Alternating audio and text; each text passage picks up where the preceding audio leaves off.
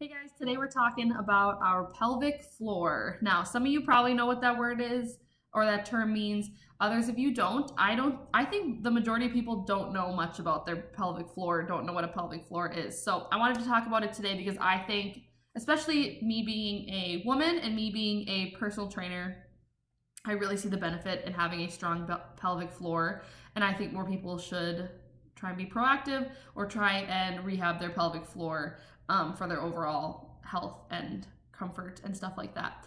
So, what your pelvic floor is, first and foremost, it's a group of muscles or like connective tissue at the base of your abdomen, or at like the bottom of your back, base of your abdomen. It supports your internal organs and your internal body structure. What it's most known for, what it specifically really helps support, is organs like your bladder, your colon, if you're a woman, your uterus, stuff like that. So it's a pretty important structure when you think about that. It helps support everything inside you. It's also known as like the hidden or the forgotten core. It is a part of like our core muscles. So part of having a strong core is having a strong pelvic floor, stuff like that. So that's kind of what it is and what it does. And so since it's a group of muscles, we want to strengthen them like we would any other type of muscle in our body. And just like any other type of muscle in our body, they can become damaged or weakened due to numerous circumstances. Number one can just be aging. Like any other muscle in our body, as we get older, our muscles tend to get weaker, and that definitely rings true for the pelvic floor. Especially if we're not utilizing it or purposely trying to strengthen it. It kind of goes with that terminology of like use it or lose it. So it will become weak as we age, which is why a lot of times as we get older, people tend to deal with incontinence a little more because of that weak pelvic floor.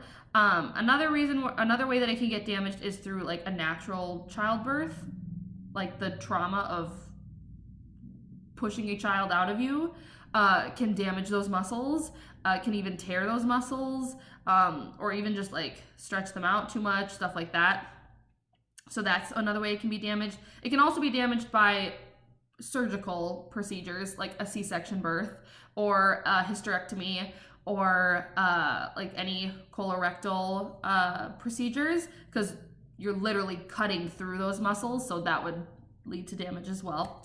And damaged pelvic floor muscles lead to things like incontinence, peeing your pants when you jump or cough or sneeze, stuff like that, or laugh too hard, stuff like that. It can also lead with just pelvic pain during numerous exercises or activities. Pelvic pressure, I see this a lot, especially with like working out, like an exercise, because you have a lot of pressure in your abdomen when you're doing exercises, so that puts extra pressure on that weak pelvic floor and can lead to pain.